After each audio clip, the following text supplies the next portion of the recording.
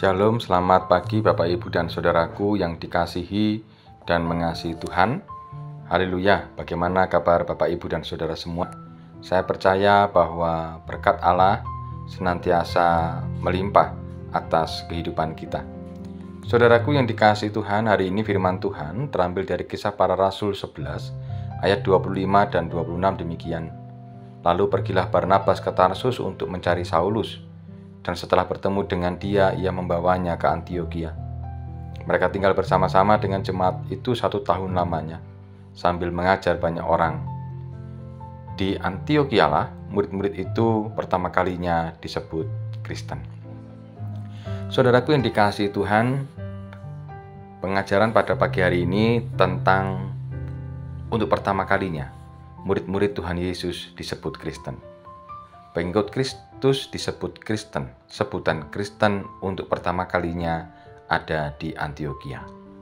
Nah, saudaraku dikasih Tuhan, sampai sekarang pengikut Kristus semakin hari dan semakin tumbuh, semakin berkembang. Mengapa bisa terjadi?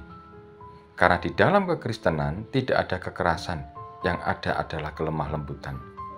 Tidak ada saling menghakimi dan menghina, yang ada adalah saling mengasihi.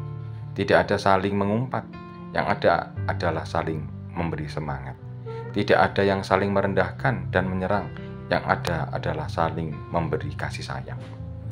Saudaraku yang dikasihi Tuhan, bila saat ini, besok, lusa, bulan depan, tahun depan, dan seterusnya, dan selamanya, kita hidup sebagai umat Kristen, itu adalah bagian dari mata program Tuhan.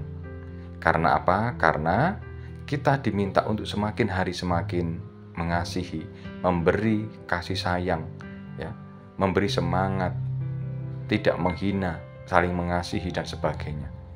Maka daripada itu, mari kita jangan sampai meninggalkan iman kita kepada Tuhan Yesus. Ingatlah bahwa kita adalah umat pilihan Tuhan yang dipanggil oleh Tuhan untuk menghasilkan buah. Yohanes 15 ayat 16 demikian.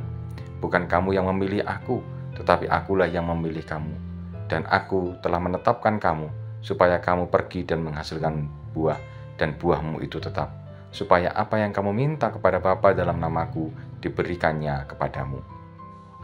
Saudaraku yang dikasihi Tuhan, mari kita pegang teguh iman kita kepada Tuhan Yesus, berkomitmen semakin hari semakin mengasihi, semakin taat, semakin setia, dan semakin takut akan Tuhan. Maka satu pesan firman Tuhan dalam 1 Petrus 2 ayat 9b demikian, supaya kamu memberikan perbuatan yang besar dari Dia, yang telah memanggil kamu keluar dari kegelapan kepada terangnya yang ajaib. Maka mari saudaraku yang dikasihi Tuhan Yesus Kristus, mari kita sebagai umat pilihan Allah, kita harus menunjukkan bahwa cinta kasih yang Tuhan berikan kepada kita, kita juga harus memberikan cinta kasih kita kepada sesama kita. Kiranya Tuhan menolong dan memberkati kita semua. Amin. Mari kita berdoa. Tuhan, terima kasih, kami mohon berkat-Mu dan karunia-Mu, agar ketika kami menjadi umat Allah, hidup kami semakin berubah dan nama-Mu dipermuliakan. Terima kasih Bapa Surgawi, dalam nama Tuhan kami Yesus Kristus, kami berdoa. Haleluya. Amin.